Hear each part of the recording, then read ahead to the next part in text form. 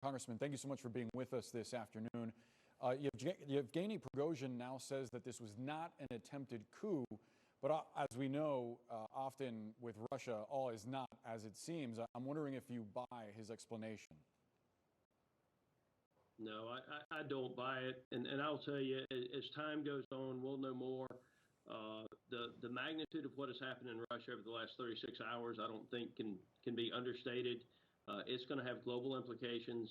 When we talk about something being a protest, Navalny was a protester in Russia. He's only alive now because after he was poisoned by Vladimir Putin, people were able to get him to a hospital soon enough. Now he's in prison in Russia. I'm a little taken back at the freedom of movement that Prigozhin and Wagner had through Russia. At the same time, I'll tell you, Putin built Wagner into what it is so that he could carry out paramilitary operations without his hands being on it. And I imagine some of the Russian soldiers were probably not sure what was happening, whether they were operating under the authority of Vladimir Putin or Prigozhin. So obviously a lot of confusion inside Russia right now.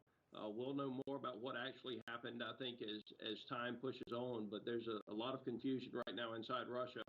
The one thing that is clear is that Vladimir Putin does not have the grasp on that country that he has had in the past. Our reporting indicates that there was intelligence among Western allies that something like this was coming. I'm wondering what intelligence you've seen says about his intentions.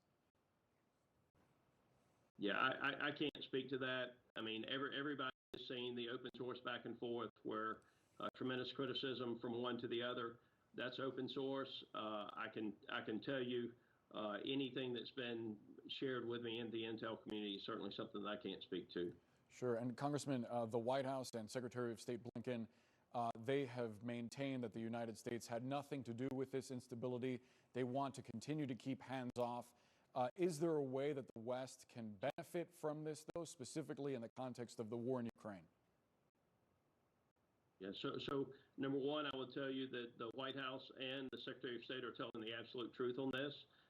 And I would suggest that just sometimes the devil you know is better than the devil that you don't know.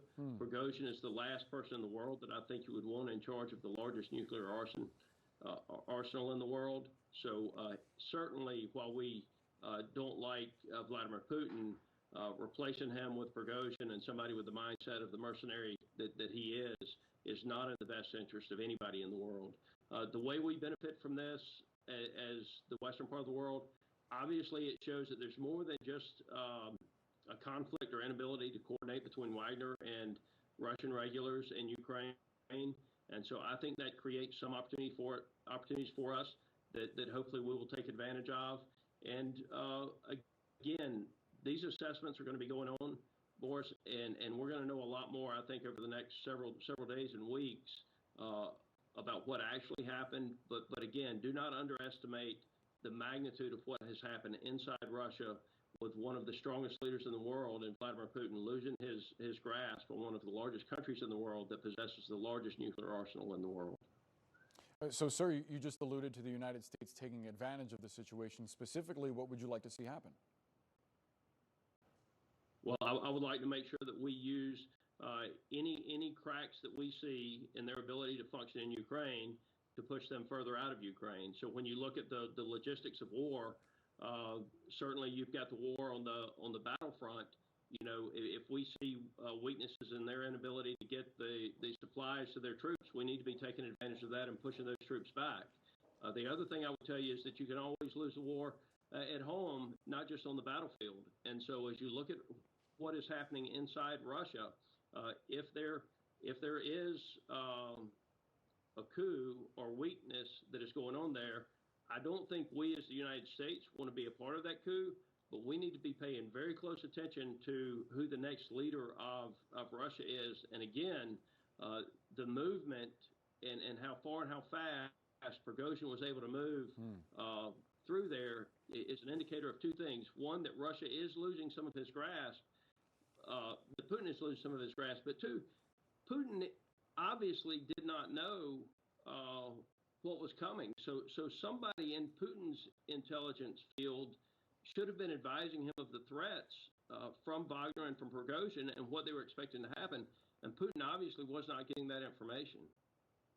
Yeah, it is especially concerning when you consider that Russia has more nuclear weapons than any other country on Earth, and if they fall into the wrong hands, who knows what can happen.